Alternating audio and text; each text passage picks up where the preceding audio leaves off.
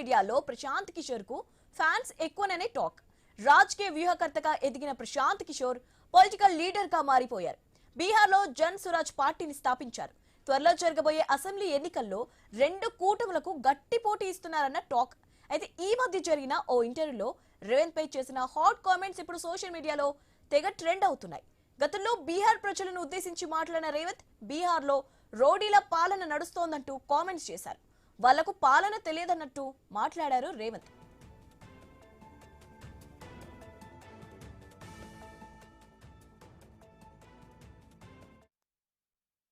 बाकी ये रेवंत रेड्डी और जो लोग हैं, इन लोगों ने जो बिहार के लोगों के लिए कहा है, भगवान ने टाइम दिया तो इन लोगों से हिसाब वहां पर किया जाएगा। बड़ी बात क्या है, रेवंत रेड्डी क्या औकात है? रेवंत रेड्डी जो है ये पहले भाजपा में थे, टीडीपी में, फिर कांग्रेस में आए, अध्यक्ष बने। अध्यक्ष बना तो हमारे यहाँ के दरबार लगाते थे कि भैया हमारी मदद कीजिए तेलंगाना में। एक बार नहीं, दो बार नहीं, 3 बार आके दिल्ली हमसे रिक्वेस्ट करने। हमने मदद नहीं की, लेकिन वो अपने से बन गए हैं। अभी जुमा जुमा पहली बार मुख्यमंत्री बने हैं।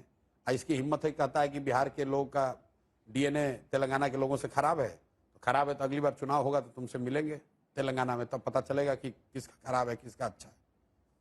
बिहार లో ఎన్నికలు వస్తే రక్తం ఏర్లై పారుతుంది, నాటు తుపాకులు గాల్లో పేల్తాయి, బూతులలో ఓట్లు వేయించడానికి ముఠాలను సరఫరా చేసే బందిపోటు ముఠాలు బిహార్ ఎన్నికల్ని ప్రభావితం చేస్తాయి. బిహార్ లో చీకటి పడితే ఆడవాళ్ళు బయటకు వెళ్ళలేని పరిస్థితి, పొద్దుపూట వ్యాపారస్తులు వ్యాపారం చేసుకోలేని పరిస్థితి ఒకనాడు బిహార్ లో ఉండేది.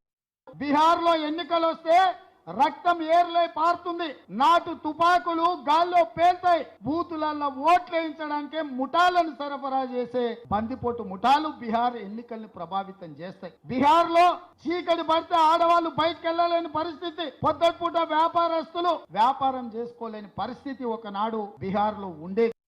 బిహార్ రేవంత్ చేసిన ఈ వ్యాఖ్యలు ఇప్పుడు బీహార్ లో మంట రేపుతున్నాయి. బీహార్ ప్రజలను తక్కువ చేసి మాట్లాడడానికి రేవంత్ ఎవరు అంటూ ఒంటి కాలుపై లేచారు ప్రశాంత్ కిషోర్. రేవంత్ అనే వ్యక్తి ఏ పార్టీలో మొదలుపెట్టి ఏ పార్టీలో ఉన్నారో తేల్చుకోవాలంటూ సవాల్ చేశారు. ముందుగా బీజేపీలో ఉన్న రేవంత్ ఆ తర్వాత బీఆర్ఎస్ నుంచి టీడీపీకి, అక్కడి నుంచి కాంగ్రెస్ లోకి మారారని ఎద్దేవా చేశారు. అంతేకాదు నేను ఎవరికి భయపడే ప్రసక్తే లేదంటున్నారు ప్రశాంత్ కిషోర్. రాహుల్ ఎవరు, ఆయనగా భయపడేది, బీహార్ పరువు తీస్తే ఊరుకుంటానా అంటూ కామెంట్స్ చేశారు. कैमरे पे कह रहे हैं इनको जितना दम है ना, अरे राहुल गांधी कौन पूछता है? हम किसी से नहीं डरते हैं, हम पैदा ही नहीं हुए डरने के लिए। ये जो लोग बिहार के लोगों को गाली दे रहे हैं, ये समझ लें, अगर है हिम्मत तो बोल के दिखा दें। इस बार रेवंत रेड्डी पूरी ताकत लगाकर उनको हरवाएंगे, वहां पर जीत नहीं पाएंगे उनको, उनके राहुल गांधी ना बचा पाएंगे, कोई नहीं बचा पाएगा उनको तेलंगाना में। हम डरते नहीं। రేవంత్ ప్రశాంత్ కిషోర్ మద్దతు అడిగాడా లేదా, ఎన్నిసార్లు నా దగ్గరికి వచ్చారంటూ కామెంట్ చేశారు ప్రశాంత్ కిషోర్. తెలంగాణకు వెళ్లి రేవంత్ ను ఓడించడం ఖాయమని సవాల్ చేశారు. రేవంత్ ను ఏ మోదీ కాపాడలేడు, ఏ రాహుల్ అండగా ఉండలేరని ఘాటుగా మాట్లాడారు. पूछिए कि प्रशांत किशोर से मदद मांगने गए थे कि नहीं गए थे? प्रशांत किशोर तो बिहार के हैं। अगर तेलंगाना के डीएनए से हम लोग का डीएनए कमतर है तो हमसे सलाह लेने काहे आए थे? इतने वीर बन रहे हो, क्यों आए थे बताओ? ना सुन रहे तो हम फिर से सुना दीजिएगा उनसे। हम हमारा खेत थोड़े ना, उनसे थोड़े ना चलते हैं। रेवंत रेड्डी से हम थोड़े ना चलते हैं, अपने दम से चलते हैं, अपने माँ बाप के आशीर्वाद से चलते हैं, बिहार के लोगों के समर्थन से चलते हैं, अपने कर्मों से चलते हैं। रेवंत रेड्डी అంతేకాదు వచ్చే ఎన్నికల్లో తెలంగాణకు వెళ్లి మరీ ఓడించి తన పగ తీర్చుకుంటానని వార్నింగ్ ఇస్తున్నారు పీకే. ఎందుకు ఇంతలా ఒంటి కాలుపై లేస్తున్నారు ప్రశాంత్ కిషోర్? మరి రేవంత్ రెడ్డికి సవాల్ చేసి రివెంజ్ తీర్చుకుంటానని చెప్తున్నారా? నిజంగానే పీకే తెలంగాణకు వస్తారా? పీకే అన్నట్టుగా రేవంత్ ను కాపాడుతున్నది రాహుల్ లేదా మోదీనా? బీహార్ ప్రజల డిఎన్ఏ తెలంగాణ ప్రజల డిఎన్ఏ కంటే తక్కువనా? అలాంటప్పుడు బీహార్ వ్యక్తుల సాయం ఎందుకు అడిగారు? రేవంత్ పీకే దగ్గరికి వెళ్లి సాయం కోరారా? రేవంత్ కు బీహార్ ప్రజలపై ఎందుకు అంతగా కోపం?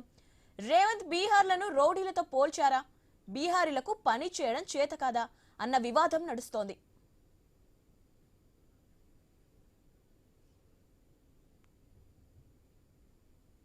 రైట్, దీనిపై అప్డేట్స్ తెలుసుకుందాం. మా ఇన్పుట్ ఎడిటర్ శ్రీకాంత్ ఉన్నారు. Srikanth, over to you, complete details. Shivani, good afternoon. Prashant Kishor చేసిన కామెంట్స్ అంటే తెలంగాణకు వచ్చి మరి రేవంత్ రెడ్డిని ఓడిస్తా, నీ అంతు తేలుస్తా, ఈ ఒక్కసారికి నువ్వు ముఖ్యమంత్రి, మళ్ళీ అసలు గెలిచేటువంటి పరిస్థితి లేదు, తెలంగాణకు వచ్చే నిన్ను ఓడిస్తా, దెబ్బ కొడతా అంటూ చేసినటువంటి కామెంట్స్కి అంటే అంతకంటే ముందు రేవంత్ రెడ్డి చేసినటువంటి కామెంట్స్ను కూడా ఒకసారి దృష్టిలో పెట్టుకోవాలి. ఎందుకంటే తెలంగాణలో ఆ రోజు టీఆర్ఎస్ పార్టీ గవర్నమెంట్లో ఉన్నప్పుడు, కేసీఆర్ ముఖ్యమంత్రిగా ఉన్నప్పుడు కొంతమంది బీహార్ ముఠాలను, బీహార్ దొంగలను తీసుకొచ్చి ఇక్కడ అధికారంలో పెడుతున్నారు. సోమేష్ కుమార్ లాంటి వాళ్ళను, అట్లాగే కొంతమంది డీజీపీలను, బీహారీలను తీసుకొచ్చి పెడుతున్నారు, బీహారీలకు దోచి పెడుతున్నారంటూ రేవంత్ రెడ్డి అప్పట్లో కొన్ని కామెంట్స్ బీహారీలను ఉద్దేశించి మాట్లాడడం జరిగింది. అవే కామెంట్స్ ని ఇప్పుడు బీహార్ ఎన్నికల్లో ప్రశాంత్ కిషోర్ ఆయుధంగా చేసుకొని మాట్లాడుతున్నారు. మరోవైపు రేవంత్ రెడ్డి బీహార్కి వెళ్ళి అక్కడ దొంగల ముఠాలు ఉంటాయి, నాటు తుపాకులు వేలుతాయి, మహిళలకు భద్రత లేదు, బీహారీలు ఒక దొంగల్లాగా ఉంటారని చెప్పి చిత్రీకరిస్తూ కాంగ్రెస్ పార్టీ అధికారంలోకి వస్తేనే ఇక్కడ రాజ్యం మారుతుంది, రాష్ట్రం మారుతుంది, అభివృద్ధి చెందుద్ది అంటూ చేసినటువంటి కామెంట్స్ బీహారీలని అవమానపరుస్తున్నాయి, బీహారీ ప్రజల్ని అవమానపరిచేలా ఉన్నాయి, కించపరిచేలా ఉన్నాయంటూ అక్కడ ప్రస్తుతం ఉన్నటువంటి వాదన. సో దీన్ని ప్రశాంత్ కిషోర్ ఆయుధంగా చేసుకున్నారు. ఖచ్చితంగా ఎవరికి భయపడేటువంటి ప్రసక్తే లేదు. ఆయన రాహుల్ కా లేదా ఇంకెవరైనా సరే ఎవరు కాపాడలేరు రేవంత్ రెడ్డిని. ఇక తెలంగాణలో రేవంత్ రెడ్డి మళ్ళీ ఎట్లా గెలుస్తారో చూస్తాం, రాజకీయ భవిష్యత్తు లేకుండా చేస్తానంటూ కూడా చాలా సంచలనమైనటువంటి కామెంట్స్ చేస్తూ తెలంగాణకు వెళ్ళి మరీ ఓడించి ఖచ్చితంగా పగ తీర్చుకుంటానంటున్నారు. సో ఇట్లాంటి నేపథ్యంలో రేపొద్దున ప్రశాంత్ కిషోర్ మరొక్కసారి రాజకీయ వ్యూహకర్తగా తెలంగాణకు రాబోతున్నారా? ప్రశాంత్ కిషోర్ ఎవరు తరపున ఉండబోతున్నారు? జన్సురాజ్ పార్టీ తెలంగాణలో పోటీ చేసేటువంటి పరిస్థితి మాత్రం లేదు. కానీ ప్రశాంత్ కిషోర్ వ్యూహాలు మాత్రం ఖచ్చితంగా ఉంటాయని చెప్పాలి. ఎందుకంటే గతంలో భారత పార్లమెంట్ ఎన్నికలు 2014లో జరిగినప్పుడు నరేంద్ర మోడీ గెలుపులో కూడా ప్రశాంత్ కిషోర్ ఉన్నారు. ఆ తర్వాత బీహార్ ఎన్నికలు 2015లో జరిగినప్పుడు కూడా ప్రశాంత్ కిషోర్ హస్తం ఉందని చెప్పాలి. తో పాటు పంజాబ్ ఎన్నికల్లో కానీ, పశ్చిమ బెంగాల్ ఎన్నికల్లో కానీ, తమిళనాడు ఎన్నికల్లో కానీ, ఈవెన్ తెలంగాణలో 2022లో జరిగినటువంటి మున్సిపల్ ఎలక్షన్స్ లో కూడా ప్రశాంత్ కిషోర్ చాలా క్రియాశీలకంగా పనిచేసినటువంటి వ్యక్తి. సో ఇట్లా నేపథ్యంలో అంటే ఓటమిలు లేవంటే ఓటమిలు కూడా ఉన్నాయని చెప్పాలి. ఢిల్లీ కానీ, ఉత్తరప్రదేశ్ కానీ, బీహార్లో 2020లో జరిగినటువంటి ఎన్నికల్లో కూడా ప్రశాంత్ కిషోర్ ఓటములు ఉన్నా కానీ ఆయనకు గెలుపు అంశాలు ఎక్కువగా ఉన్నాయి. ఆయన గెలిపించినటువంటి రాష్ట్రాలే ఇంక్లూడింగ్ ప్రధానమంత్రి నరేంద్ర మోడీతో సహా, పశ్చిమ బెంగాల్ దీదీతో సహా. సో ఇట్లాంటి ప్రశాంత్ కిషోర్ తెలంగాణ బ్యాక్గ్రౌండ్ తెలిసిన వ్యక్తి, తెలంగాణ పూర్తిగా పొలిటికల్ గ్రౌండ్ తెలిసినటువంటి వ్యక్తి రేవంత్ రెడ్డిని సవాల్ చేస్తూ నీ తెలంగాణ గడ్డ మీదకి వచ్చి ఓడిస్తా అని చేసినటువంటి కామెంట్స్ రానున్నటువంటి రాజకీయ ముఖ చిత్రంలో చాలా క్రియాశీలకమైనటువంటి అంశం కాబోతోంది. ఎందుకంటే రేవంత్ రెడ్డి కూడా తనను వేడుకున్నారు ఇదివరకు, నన్ను గెలిపించడానికి మీ సేవలు కావాలంటూ అని ప్రశాంత్ కిషోరే రేవంత్ రెడ్డి వర్షన్ కూడా చెప్పారు. సో వచ్చేటువంటి ఎన్నికల్లో ఖచ్చితంగా రేవంత్ రెడ్డిని ఓడించి తీరుతామని మాట్లాడుతున్నారు. చూద్దాం ఎంతవరకు ఓడించగలుగుతారు. ప్రశాంత్ కిషోర్ దగ్గరటువంటి ఆయుధాలు ఏమై ఉండొచ్చు.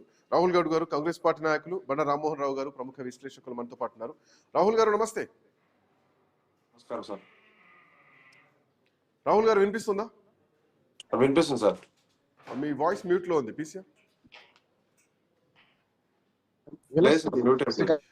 రాహుల్ గారు తెలంగాణకు వచ్చి తెలంగాణ గడ్డ మీద మిమ్మల్ని ఓడిస్తా అంటున్నారు. రేవంత్ రెడ్డి మళ్ళీ ఎట్లా ముఖ్యమంత్రి అవుతారో నేను కూడా చూస్తా అని చెప్పేసి సవాల్ విసురుతున్నారు. సో జనరల్ గా ఏ రాజకీయ నాయకుడు సవాల్ విసిరితే వేరేలా ఉంటది.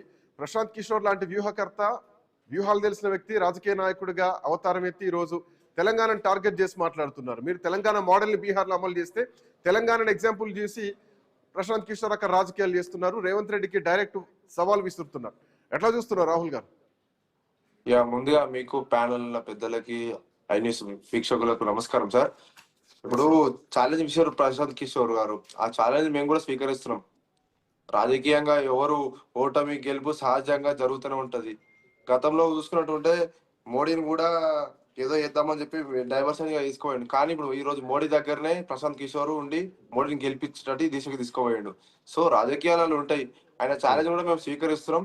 చూసుకుందాం త్వరలో 3 ఏళ్ల తర్వాత అసెంబ్లీ ఎలక్షన్ లో తెలంగాణకు వచ్చి మరి ఇంతవరకు ఏ నాయకుడు కూడా అట్లా లేడు. వేరే రాష్ట్ర నాయకుడు తెలంగాణకు వచ్చి మరి మేము గెలుస్తాం, మేము నిన్ను ఓడిస్తాం అని చెప్పాలే. సో భవిష్యత్తులో చూద్దాం ఏ విధంగా ఎన్నుకుంటారు. రేవంత్ రెడ్డి గారిని కూడా తక్కువ అంచనా వేయడం అంత సింపుల్ కాదు. ప్రశాంత్ కిషోర్ ని ఏ విధంగా తక్కువ అంచనా వేస్తలేరో రేవంత్ రెడ్డి గారు కూడా కేసీఆర్ ని దించి మరి ముఖ్యమంత్రి ఈ రోజు కూర్చోరు అంటే రేవంత్ రెడ్డి గారు కూడా ఆషామాషా లీడర్ ఏం కాదు. ఈ రోజు ఆయన రాష్ట్రానికి ముఖ్యమంత్రి ఉన్నాడు. ఆయన కూడా ఏ విధంగా దానికి స్పందియాలో, ఏ విధంగా దాన్ని చెయ్యాలో ఆ విధంగా రిప్లై ఇస్తాడు రేవంత్ రెడ్డి అంటే గారు. ప్రశాంత్ కిషోర్ దగ్గర దానికి చాలా వెపన్స్ ఉన్నాయి. అఫ్ కోర్స్ కాంగ్రెస్ ఓడించాలనుకో, రేవంత్ రెడ్డిని ఓడించాలనుకో ప్రశాంత్ కిషోర్ రావాల్సినటువంటి అవసరం లేదు. ఇప్పటికీ ఉన్నటువంటి వ్యతిరేకత, భవిష్యత్తులో ఆ వ్యతిరేకత పోతే మళ్ళీ కాంగ్రెస్ పార్టీ అధికారంలోకి వస్తుంది. ఉన్నటువంటి సంక్షేమ పథకాల, మహిళలకు రావాల్సినటువంటి పెన్షన్ల, లేదంటే వాళ్ళకి ఇచ్చినటువంటి హామీల, 6 గ్యారెంటీల, ఈ అంశాలే చాలు ప్రధానంగా ఏ ప్రతిపక్షానికైనా. బట్ అంతకు మించి గ్రౌండ్ వర్క్ చేయడంలో కానీ, లేదంటే పీపుల్ పర్ల్స్ పట్టడంలో కానీ ప్రశాంత్ కిషోర్ వ్యూహాలు చాలా స్పష్టంగా ఉంటాయి. కొన్ని example, Stalin is your man అని చెప్పేసి, బెంగాల్స్ డాటర్ అని చెప్పేసి కొన్ని నెరేటివ్స్ తో వెళ్తా ఉంటారు. సో అట్లాంటి ప్రశాంత్ కిషోర్ కు ఇంకెక్కువ ఆయుధాలు దొరికేటువంటి అవకాశం లేదా? సార్ ఉండని సార్, నో ప్రాబ్లం. మేము ఏమంటున్నాం, ఎదుర్కోవడానికి మేము సిద్ధంగానే ఉన్నాం. మేము భయపడట్లేదు. ప్రశాంత్ కిషోర్ అయినా ఇంకా ఎవరు వచ్చినా, ప్రశాంత్ కిషోర్ బాస్ వచ్చినా గానీ మేము ఎదుర్కోవడానికి సిద్ధంగా ఉన్నాం. ఎలక్షన్ లో కూడా మేము సిద్ధంగా ఉన్నాం. రేపు 3 ఏళ్ల తర్వాత కూడా ఆయన ఏదో వచ్చి ఏదో బాయ మాటలు చెప్పడం, ఏదో భయపడిపోయడం, రేవంత్ రెడ్డి గారు ఏదో భయపడి కాంగ్రెస్ పార్టీ ఏదో భయపడతా అని చెప్పి ఆయన మాటలకు అనుకుంటున్నారు. కానీ అవన్నీ ఏం కావు. ఏదో అంటారు కదా సార్, కూతలు కూస్తున్నారు మేతలు అన్నట్టు శాస్త్రం, దాని తగ్గట్టు ప్రశాంత్ కిషోర్ మాట్లాడతారు. అవన్నీ రేవంత్ రెడ్డి గారు ఏం పట్టించుకోరు, ఎవరు కాంగ్రెస్ పార్టీ కూడా ఏం పట్టించుకోదు. ఆయన మాటలు చెప్పడం కాదు సార్, చేతలు వచ్చి ఇక్కడికి వచ్చి ఓడిచ్చి తీరినాక అప్పుడు మాట్లాడు. ఇదే సార్ గతంలో నేను ఒక ప్రశాంత్ కిషోర్ ఇంటర్వ్యూలో కూడా ఇప్పుడు చెప్తా. బిఫోర్ ఎలక్షన్ లో 2024లో లోక్సభ ఎన్నికల్లో ఆయనే చెప్పిండు ప్రశాంత్ కిషోర్దే, బీజేపీ 303 సీట్లు వస్తాయని చెప్పి ప్రశాంత్ కిషోరే చెప్పిండు ఒక ఇంటర్వ్యూలో. మరి రేవంత్ రెడ్డి గారు ఏం చెప్పారో చూడండి, గతంలో బిఫోర్ ఎలక్షన్ లో 2024లో ఆయన కూడా బీజేపీకి 240 సీట్లు వస్తాయని చెప్పి క్లియర్ కట్ గా ఇంటర్వ్యూలో కూడా రేవంత్ రెడ్డి గారు చెప్పారు. సో ఆయన ఎంత డెప్త్ అండర్ గ్రౌండ్ నుంచి వెళ్ళి తీసుకొస్తుండు అదని చెప్పి చాలా మంది మీడియాలో ఇక్కడ అక్కడ చెప్తారు. రేవంత్ రెడ్డి గారికి ఎంత అవగాహన ఉందో ఆయన తక్కువ అంచనేస్తుండ్రు రేవంత్ రెడ్డి గారి అవగాహన. ఆయన కన్నా రేవంత్ రెడ్డి గారికి ఇంకెక్కువ అవగాహన ఉంటుంది. ఆయన కూడా తక్కువ ఏం కాదు రేవంత్ రెడ్డి గారు. సో చూసుకుంటే 240 బీజేపీ 240కి వచ్చినాయి బీజేపీ సీట్లు, కాంగ్రెస్ పార్టీకి 99 వచ్చినాయి, ఎస్పీకి 37 వచ్చినాయి, ఏఐటీసీకి 29 వచ్చినాయి, డిఎంకేకి 22 వచ్చినాయి, టీడీపీకి 16 వచ్చినాయి, అదర్స్ 100 వచ్చినాయి. సో టోటల్ గా 543 సీట్లకి ఆయన చెప్పింది ఏంటి సార్, ఆయన ప్రశాంత్ కిషోర్ చెప్పింది ఆయన సర్వే ప్రకారంగా తీసుకుంటే 303 సీట్లు వస్తాయని చెప్పారు. రేవంత్ రెడ్డి గారు ఏం చెప్పారు, సర్వే ప్రకారం బీజేపీకి 240 సీట్లు వస్తాయి. మేము మా పార్టీ విషయం కూడా చెప్పలేదు, రేవంత్ రెడ్డి గారు బీజేపీ పార్టీ గురించి చెప్పాడు. సో ఆయన బీజేపీ పార్టీకి మోడీకి సపోర్ట్ గా తిరిగి ఆయన సర్వేలు, ఆయన మాయ మాటలు ఎవరు నమ్మరు. సో ప్రశాంత్ కిషోర్ కూడా మళ్ళీ ఇంకొక ఇంటర్వ్యూలో కూడా చెప్పిండు, నేను మాట్లాడేది కూడా తప్పే, రేవంత్ రెడ్డి గారు మాట్లాడింది కరెక్టే అని చెప్పి మీరు వీడియోలో కూడా చూడండి, మీకు క్లిప్ కూడా లైవ్ లో చూపిమని చూపిస్తాను. అందుకని అంటారు సార్, అనుభవం లేకుండా మాట్లాడడం వేరే, అనుభవం ఉండి మాట్లాడడం వేరే. రేవంత్ రెడ్డి గారు మీద మాట్లాడడం కాదు. అందుకని అంటారు బాప్ అవుతాయి, బేటా అవుతాయి అని వాళ్ళ లాంగ్వేజ్ లో చెప్పాలంటే. రామోహన్ రావు గారు, రాహుల్ గారి కామెంట్, లాస్ట్ కామెంట్, బాప్ అవుతాయా బేటా అవుతాయా అని చెప్పేసి, ఎవరు బాపు ఎవరు బేటా రాజకీయాల్లో ప్రజలే నిర్ణయిస్తారు. బట్ ఇక్కడ పీకే స్ట్రాటజీ అనేది ఒకటి ఉంటుంది. ఆయన తెలంగాణకు వచ్చి రేవంత్ రెడ్డిని ఓడిస్తా అన్నారు. ఎవరిని గెలిపించే విషయం అట్లా ఉంచితే ఆయన పోటీ చేసే పరిస్థితి మాత్రం ఉండదు. ఆయన ఒక స్ట్రాటజిస్ట్ గానే ఉంటారు. పీకే స్ట్రాటజీ తెలుసు. మళ్ళీ అట్లాంటి స్ట్రాటజీ తెలంగాణలో రాబోతోందా? రేవంత్ రెడ్డిని దగ్గరుండి ఓడించబోతున్నారా? పీకే స్ట్రాటజీని, ఆ మాటల్ని ఎట్లా చూస్తున్నారు రామోహన్ రావు గారు? యువనాయకుడు మన రాహుల్తో పూర్తిగా ఏకీపిస్తున్నాను. సమస్య లేదు, ఏం చేయలేడు. అంటే ఉర్దూలో ఉంది కదా, కుచ్బీ ఉకాడతా అనే మాట అనాలి. ఆ మాట అంటున్నాను ఎందుకంటే ఆయన తీవ్రంగా మాట్లాడింది కనుక. మనల్ని ఓడిస్తా అని మన దగ్గరకు వచ్చి రేవంత్ రెడ్డిని ఓడిస్తా అంటే, ఎప్పుడు కూడా శ్రీకాంత్ గారు ఒక మంచి కోచ్ ఆటగాడు కాలేడు. ఆయన జనసురాజ్ పార్టీ పెట్టి ఏడున్నోడో తెలుసు కదా, 2020 ఏమైంది, శృంగభంగం కాలేదా? వీళ్ళందరూ వ్యూహకర్తలను నమ్ముకుంటే వాళ్ళందరూ కూడా, నా ఉద్దేశం ఏంటంటే వ్యూహకర్తలు వాళ్ళు చెప్పుకోవడానికి, గొప్పలు చెప్పుకోవడానికి చేసింది తప్ప వ్యూహకర్తలు ఏమీ కాదంటున్నాను. స్పష్టంగా చెప్తున్నా. ఇప్పుడు రేవంత్ రెడ్డి గారు అనుభవం ఉంది, ఆయన అనుభవం ఎంత. నేను చెప్దాం అనుకున్న విషయం రాహుల్ చెప్పింది, చాలా అభినందిస్తున్నా రాహుల్ మిమ్మల్ని. ఎందుకంటే చాలా కరెక్ట్ అంటున్నాడు. మన రేవంత్ రెడ్డి 240 సీట్లు అని అన్నాడు. నేను నీకు 250 అన్నా, 250 దాటకపోవచ్చు అన్నా, కానీ రాహుల్ మన రేవంత్ రెడ్డి గారు చెప్పిందే కరెక్ట్ అంటున్నాను నేను. 303 పక్కన పెట్టి అప్కా పార్ 400 అంటే ఏమైంది? అన్నిటికంటే మనం ప్రశాంత్ కిషోర్ గురించి ఎంత తక్కువ మాట్లాడుకుంటే మంచిది అంటున్నాను నేను స్పష్టంగా చెప్తున్నాను. ఎందుకంటే తాను పార్టీ పెట్టి, ఇప్పుడు తొండ ముడితే ఊసరవల్లి అయిందట. ఊసరవల్లి కూడా కాదు, ఇప్పుడు ఏంటంటే రంగులు మారుస్తున్నాడు. ఇప్పుడు ఇక్కడ మన బీహార్లోనే ఎలక్షన్లలో అట్టలీ ఫ్లాప్ అవుతాడు. ఈసారి కూడా మళ్ళీ పొడి చేస్తా ఉంటున్నాడు, అట్టలీ ఫ్లాప్ అవుతాడు. బీహారీల మనోభావాలను రేవంత్ రెడ్డి టార్గెట్ చేస్తే ప్రశాంత్ కిషోర్ కు బీహార్ లో ఏం లాభం? అదే అంటున్నాను నేను. ఇప్పుడు మనము రేవంత్ రెడ్డి గారితో అక్కడికి కూడా ఏదేం లేదు. మొన్న అది కూడా ఏ సందర్భం వచ్చింది, అక్కడ రేవంత్ రెడ్డి గారు మాట్లాడింది సిడబ్ల్యూసీ మీటింగ్ జరిగింది, ఆ మీటింగ్ లో మాట్లాడింది అంతే కదా. దానికి ఆయనకి ఎందుకు కోపం రావాలి? ఇంకా బీడీ బీహార్ అనేది వాక్య వేరే ఉంది కదా, దాని మీద మాట్లాడమని చూద్దాం. వేరే వాళ్ళు మాట్లాడింది కదా, బీడీ బీహార్ ఒకటే అన్నారు కదా, రెండింటి ఒకే అక్షరం అన్నారు కదా, దాని మీద మాట్లాడమని దమ్ముంటే. అదంతా లేదు, ఏం లేదు. ప్రశాంత్ కిషోర్ తనంత తను గెలవలేడు. ఇవన్నీ గెలుపు కోటాలు వేసుకోవడానికి అదృష్టం కూడా పనికొస్తుంది. స్పష్టంగా నేను జోషన్ చెప్తున్నా, ఏదో ఒకటి ఇద్దరిని చూసిండు, కొంత వ్యూహకర్త కాదంటలేను, అస్సలు తీసిపారేస్తలేండి. కానీ ఆ వ్యూహాలు మన తెలంగాణలో ఫలించవు. సగంలోనే కేసీఆర్ కి ఏదో సలహా పోయి బెడ్స్ కొట్టి గెట్ అవుట్ అని బయటకు పోయిండు. మొన్న రేవంత్ రెడ్డి గారు గెలిచినప్పుడు సునీల్ కనుగోలు కదా, ఆయన శిష్యుడే కదా, ఆయన శిష్యుడు గెలిపిస్తే గెలిచినట్టు నీ శిష్యుడే ఇక్కడ పనిచేసినప్పుడు నువ్వెంత, నీ లెక్క ఎంత అంటున్నాడు. అందుకని సమస్య లేదు. ఆయన వ్యూహాలు పాతం అయిపోయినాయి. ఎందుకంటే మొదట్లో మన గుజరాత్ నుంచి మొన్నటి వరకు జగన్మోహన్ రెడ్డి గెలిపించిన ఆంధ్రప్రదేశ్ వరకు పనికొస్తే పనికి రావచ్చు, అవి కూడా నేను పూర్తిగా నమ్మను, పనికి రాలేదంటాను నేనైతే. ప్రశాంత్ కిషోర్ వ్యూహకర్తగా కొన్ని భావోద్వేగాలుగా మార్చిన సందర్భం చూసినాం. కొన్ని మన ఏమంటారు, గరీబీ హటావో, హమారా పైసా హమారా హిస్సా అని గతంలో నినాదాలని ఈయన ప్రశాంత్ కిషోర్ పుట్టక ముందు తయారైంది. గరీబీ హటావో నినాదం ఇందిరాగాంధీ ఇచ్చింది, ఈయన పుట్టలేదు అప్పటికి ప్రశాంత్ కిషోర్ కదా. అట్లానే హమారా పైసా కన్సీరాం, అది పుట్టలేదు. తెలంగాణ ప్రాణం, నీళ్లు నిధులు నియామకాలు ఎక్కడి నుంచి వచ్చింది? ప్రశాంత్ కిషోర్ వస్తే వచ్చింది, మన తెలంగాణ నేర్పిండి. ఆయన ఏమన్నా సమస్య లేదు. ఏదైనా సరే ఏమంటే ఎవరి మనోభావాలు దెబ్బతీయొద్దు, బీహార్ గురించి ఎవరు ఎట్లా మాట్లాడొద్దు. కానీ ఆయన మాట్లాడింది, రేవంత్ రెడ్డి గారు మాట్లాడిన సందర్భం ఏంటిది ఏది చూసుకోవాలి అంతే అంటున్నాను నేను. అది ఇప్పుడు మాట్లాడింది కాదు కదా, ఎప్పుడో సోమేష్ కుమార్ గురించి మాట్లాడింది, నిజమే కదా. బీహార్ నుంచి బయట రాష్ట్రాల నుంచి వచ్చిన వాళ్ళు సిఎస్ లో చేస్తున్నారు. మన తెలుగు వాళ్ళ సంగతి ఏమైంది? రేవంత్ రెడ్డి గారు నష్టం ఏమైంది అంటున్నాను నేను. మన తెలుగు పౌరుషం లేదా, మన తెలుగు వాళ్ళు లేరా? ఎక్కడైనా సరే కదన్న, ఇంతమంది ఏఎస్ ఆఫీసర్లు ఉంటే వాళ్ళు ఎందుకు పెట్టినంటే, కేసీఆర్ వ్యూహం కూడా ఏంటంటే, బయటోడు అయితేనేమో తిడితే పడతాడు, కొడితే ఏడుస్తాడు, ఈ ఇంటోడైతే రేపు పొద్దున తిరుగుబాటు చేస్తాడు అని మనోళ్ళు పెట్టుకోలే. ఆయన కూడా అవినీతికి సహకరించాడు, ఎవరు సహకరిస్తాడు? వాడు అంతకంటే అవినీతి పరుడు కావాలి, వాడు సహకరిస్తాడు. బీహారు మన సోమేష్ కుమార్ ప్రధాన కార్యదర్శి కాకముందు జిఎస్టీలో ఎంత పెద్ద గుటాలో చూసిన కదా మనం. సోమేష్ కుమార్ అడ్డం పెట్టుకొని అధికారులు సంపాదించుకున్నారు, రాజకీయ నాయకులు సంపాదించుకున్నారు. సోమేష్ కుమార్ చేసిన జిఎస్టీ మన పెద్ద కుంభకోణం విచారణ నడుస్తుంది కదా, ఆయన లోపలికి పోతాడు ఖచ్చితంగా. ఈ సోమేష్ కుమార్ ను ఇంకెవరు అంటే ఆయన కోపం వచ్చింది. మీరు అనేది కరెక్ట్ శ్రీకాంత్ గారు. అక్కడ బీహార్ లో ఈయన చేసేది ఏంటో అంటున్నా. ఇంకొకటి, రాముడు ఎవడో రాసాకరాడు 3 ఏళ్ల తర్వాత ఇక్కడికి వచ్చి అంటున్నాడు కదా, నేను స్పష్టంగా రాకేష్ ఒకప్పటి ప్రశాంత్ కిషోర్ స్ట్రాటజీస్ ఇప్పుడు మాత్రం వర్కౌట్ కావట్లేదు. నాకు తెలిసి 2014 నుంచి 2021 వరకు కొంత మోడీ విషయంలో, నితీష్ కుమార్ విషయంలో, స్టాలిన్ విషయంలో, దీదీ విషయంలో వర్కౌట్ అవుందేమో కానీ ఆ తర్వాత మాత్రం ఆ స్ట్రాటజీస్ ఎక్కడ వర్కౌట్ కావట్లేదు. ఈవెన్ జగన్మోహన్ రెడ్డి విషయంలో కూడా ఆయన పని చేశారా అటు ఉంచితే అభివృద్ధి సంక్షేమ పథకాల విషయంలో సక్సెస్ అయ్యారు కానీ డెవలప్మెంట్ విషయంలో గవర్నమెంట్ ఫెయిల్ అయింది అన్నటువంటి కామెంట్స్ కూడా పీకే ఆ రోజు చేయడం జరిగింది. సో తెలంగాణ విషయంలో కొంత తర్వాత వెనక్కి వెళ్ళిపోయారు. సో ఇప్పుడు ఆ స్ట్రాటజీస్ పనిచేస్తాయి వెళ్ళగొట్టింది కదా సార్ శ్రీకాంత్ గారు. అయినా కూడా వెళ్ళగొట్టిండు, కేసీఆర్ కోపచ్చి వెళ్ళగొట్టిండు. అదొకటి ఒక్క ఛాలెంజ్ చేస్తున్నాయి ఆయనకు. ఇవన్నీ పక్కన పెట్టి 3 ఏళ్ల తర్వాత ఎప్పుడు వస్తారు తర్వాత సంగతి. ఇప్పుడు ఏదైతే మనకు జూబ్లీహిల్స్ ఎన్నికలు కదా, అసెంబ్లీ ఎన్నికలుగా సమానం, బీహార్ తో అది ఒక్క రోజు ఇచ్చిపోమని తెలుస్తుంది. దీని సంగతి తెలంగాణ దెబ్బేందుకు తెలుస్తుంది ఆయనకు కూడా. అదిగాక నేను ఏమంటున్నానంటే, ఆయన పార్టీ ఫెయిల్ అయింది కదా, ఆయన శకునం చెప్పే బల్లి కుడితిలో పడ్డదట, అట్లా ఉన్నది ఆయన పరిస్థితి. ఇప్పుడు కుడితిలో పడ్డ బల్లి కొలకిలో కొట్టుకుంటూ ఆడ పోటీ చేయలేక ఇక్కడ రేవంత్ రెడ్డి మీద సవాల్ చేస్తున్నారు. అది అవసరం లేదంటున్నాను. రేవంత్ రెడ్డి గారు మాట్లాడింది ఇప్పుడు కాదు, మొన్న సిడబ్ల్యూసీ మీటింగ్ లో కూడా ఒక సందర్భంలో మాట్లాడింది తప్ప డైరెక్ట్ ఎలక్షన్ ప్రచారం పోయి మాట్లాడలే కదా. ఎలక్షన్ ప్రచారం ముందు ఉంది. ఇప్పుడు ప్రశాంత్ కిషోర్ పార్టీని రేవంత్ రెడ్డి పోయి ఓడిస్తారని నేను అంటున్నాను. ఒక్క సీటు కూడా రాదు ప్రశాంత్ కిషోర్ అంటున్నాను. బట్ ప్రశాంత్ కిషోర్ తో కొంత ఓట్లు చీలేటువంటి అవకాశం ఉంది.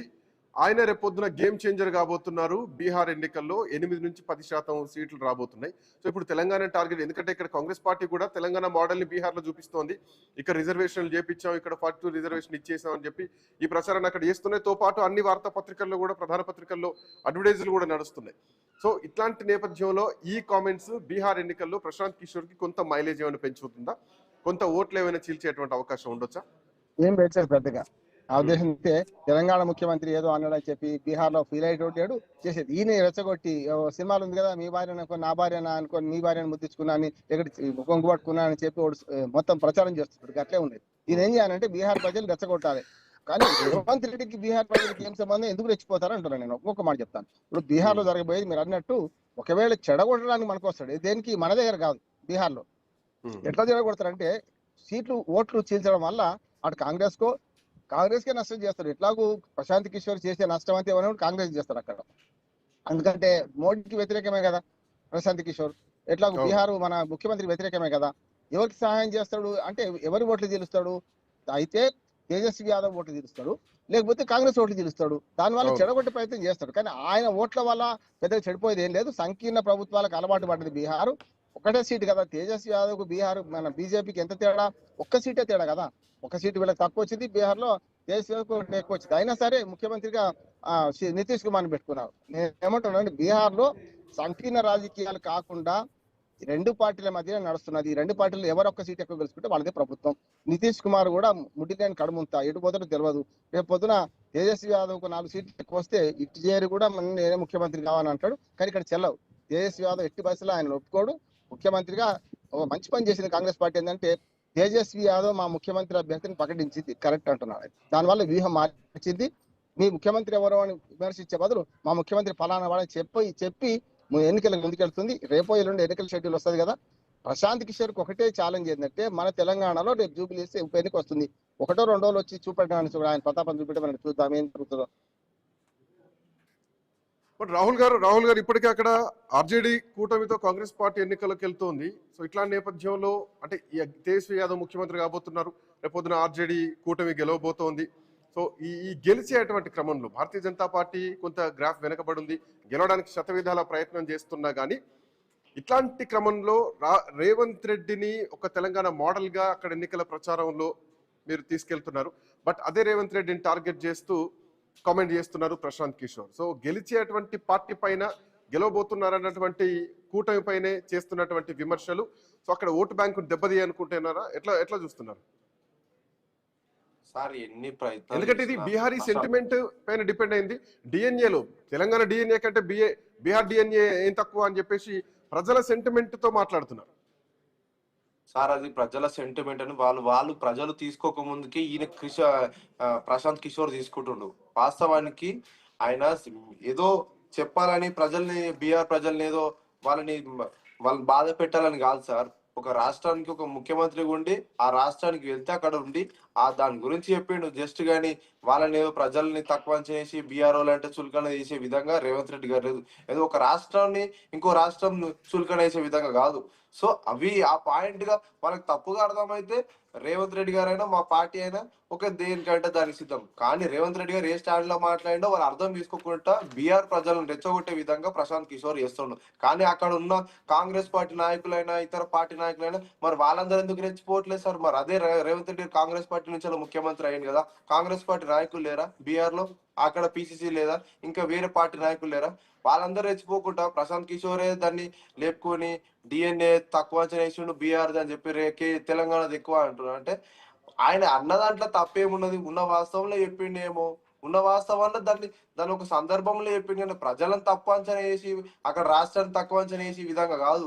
అక్కడ చెప్పే విధానం దాన్ని వీళ్ళు వేరే విధంగా తీసుకొని ఏంది ప్రజలకు రెచ్చగొట్టే విధానంగా రేవంత్ రెడ్డి గారి మీద తెలంగాణ మీద వ్యతిరేకంగా చేయాలని చెప్పి ప్రశాంత్ కిషోర్ చేస్తుండు.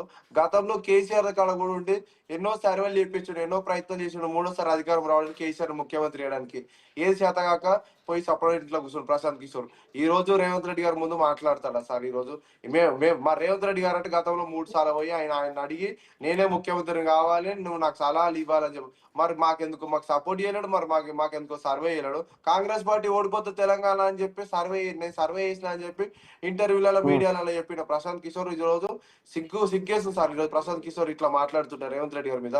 రేవంత్ రెడ్డి గారు కానీ మాది నేషనల్ పార్టీ కాంగ్రెస్ పార్టీ ఏదో భయపడాడు. ఆయన అనుకున్న బాస్ మోడీ, ఆ బాస్ వచ్చినా ఎవరు వచ్చినా అసలు ఏవి చేసినా ప్రశాంత్ కిషోర్ ఇంకెన్ని మాటలు చేసినా ఇంకా ప్రశాంత్ కిషోర్ తెలంగాణకు వచ్చి కాదు, రేవంత్ రెడ్డి గారి గురించి తెలియదు. రేవంత్ రెడ్డి గారు అనుకున్నది చేస్తాడు. ఆయన ఏదో నోరు జార్ అన్నాడేమో, బహుశా తొందరపాట్లు అన్నాడేమో 3 సంవత్సరాలలో. ఆయన ఇక్కడ పోటీ చేయడం కాదు, మేము అదే చెప్తున్నాం. ఆయనకి అడ్వాన్స్ మాది నేషనల్ పార్టీ. బీఆర్ లో నీ పార్టీ ఉంటుందో ఊసిపోతుందో అది చూసుకోము రేపు. ఆయన అట్లాంటి కూడా చేస్తాడు రేవంత్ రెడ్డికి, అంత టాలెంట్ కూడా ఉంటది. ఆయన ఇక్కడికి వచ్చి పుల్లలు పెట్టి తెలంగాణలో ఏదో చేద్దామని చెప్పి అనుకుంటున్నాను. కానీ ఆయన అంత సీన్ లేదు ప్రశాంత్ కిషోర్. ఏమన్నా అంటే సర్వేలు చేసుకోవాలి, సర్వేలు చూసుకోవాలి. ఆ సర్వేలు కూడా శుద్ధ తప్పు. అవన్నీ ఏవో నార్మల్ మీద సర్వేలు చేస్తాడు.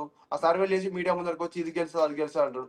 అది ఆయన చెప్పేటి ఏ ఒక్కటి కూడా కావాలి సార్. అది ప్రజలు కూడా ఎవరు నమ్మతలేరు. ఒకప్పుడు మీరు అన్నట్టు 2014 అప్పుడు చాలా ప్రశాంత్ కిషోర్ అంటే చాలా మంది నమ్మారు. ఈవెన్ మేమైనా నమ్మినాం. ఈవెన్ మేమైనా పార్టీ అయినా రామోహన్ రావు గారు వితౌట్ పీకే వితౌట్ ఐపాక్ గెలిచేటువంటి పరిస్థితి ఉండకపోయేది అని మమతా బెనర్జీ చెప్పడం జరిగింది. ఎన్నికల స్ట్రాటజీనే మార్చేశారు ప్రశాంత్ కిషోర్ వచ్చేసి చెప్పేసి గతంలో నితీష్ కుమార్ గెలిచినటువంటి సందర్భంలో మాట్లాడడం జరిగింది. ఈవెన్ జగన్మోహన్ రెడ్డి విషయంలో కూడా ఐపాక్ ఎట్లా పనిచేస్తుందో మనం చూసాం. సో ఇప్పుడు ఒక ప్రధాన ప్రతిపక్షంగా బీఆర్ఎస్ పార్టీ చాలా స్ట్రాంగ్ గా ఉంది. సో పెద్దగా ప్రజలకు కాంగ్రెస్ పార్టీ మీద వ్యతిరేకంగా చెప్పాల్సినటువంటి అవసరం లేదు. కొత్తగా వచ్చి ప్రశాంత్ కిషోర్ చేయాల్సింది ఏమైనా ఉందా, చేసేటువంటి అవసరం ఉందా తెలంగాణలో? 3 ఏళ్ల తర్వాత కదా మనకి 3 ఏళ్ల తర్వాత ఏం జరుగుతుందో రాజకీయాలకు అప్పటికీ తెలియదు. కానీ ఇప్పుడు మనం పని చేయొచ్చు. రేవంత్ రెడ్డి దీన్ని ఛాలెంజ్ చేసుకుంటే ప్రశాంత్ కిషోర్ ఒక్క సీటు కూడా రాకుండా చేయొచ్చు. ఆడిపోయి ఎలక్షన్ వాళ్ళ ఛాలెంజ్ ఆయన చేసిండు, వాళ్ళ ఎలక్షన్ మనం ఇన్వాల్వ్ అవుతా ఉంటారు. ఒకవేళ మనకు రేవంత్ రెడ్డి గారిని ఛాలెంజ్ చేస్తుంటే కాంగ్రెస్ పార్టీ ఛాలెంజ్ చేస్తుండే కదా, కాంగ్రెస్ పార్టీకి దెబ్బతీసే ప్రయత్నం చేస్తుంది కదా. అందరం వెళ్తారు ఇక్కడి నుంచి కాంగ్రెస్ పార్టీ, ఇక్కడ వాళ్ళు కర్ణాటక వాళ్ళు వెళ్తారు, ఇక్కడ వాళ్ళు వెళ్తారు, బీహార్ లో ఆయన సంగతి చూస్తారు. మొట్టమొదటి ఆయన సంగతి చూడాలి. ఆయన ఇప్పుడు ఒక విమర్శ ప్రశాంత్ కిషోర్ మీద ఉన్నది ఏంటంటే శ్రీకాంత్, మనకు చాలా సార్లు గెలిచే పార్టీ వైపు ఉంటాడని ఒక అపోహ ఉందని నిజమే అంటున్నాను నేనైతే. గెలిచే పార్టీ అంచనా వేసుకొని దాని వైపు ఉండి వాళ్ళతో పనిచేస్తున్నాను. మొన్నటి కూడా అంతే. మొన్న సగంలో ఏమైందంటే టీఆర్ఎస్ ఓడిపోతుందని తెలిసే వారు పంపించిండ్రు, రోయి కోరింది అదే, వైద్యులు ఇచ్చింది అదే. అహంకారం అవినీతి వాళ్ళు ఓడిపోతారని తెలిసే తోకదాడి చెల్లిపోయినా నేను అంటున్నాను. ప్రశాంత్ కిషోర్ ఛాలెంజ్ మన రాష్ట్రంలో ఏమీ పనికిరాదు. తెలంగాణలో కుల రాజకీయాల కంటే వర్గ రాజకీయాలు ప్రధానంగా ఉంటాయి కనుక 3 ఏళ్ల తర్వాత వచ్చే రాజకీయాలు నేను శాసించలేడు. గట్టిగా మాట్లాడితే ఇప్పుడు వచ్చి నిజంగానే ఛాలెంజ్ తీసుకుంటే జూబ్లీ హిల్స్ రమ్మనండి. అది ఒక రకంగా మంచి ఏమంటారు దాన్ని ఫైనల్స్ కూడా కాదు, ఒక మన ఏమంటారు దాన్ని మోడల్ అవుతుంది కదా, రమ్మని మాట్లాడమనండి. ఇప్పుడు అది చేయలేడు. ప్రశాంత్ కిషోర్ తో తెలంగాణలో ఏమీ కాదనుకున్నాను. థ్యాంక్ యూ రాహుల్ గారు, థ్యాంక్ యూ బండారు రామ్మోహన్ రావు గారు. సో ఇది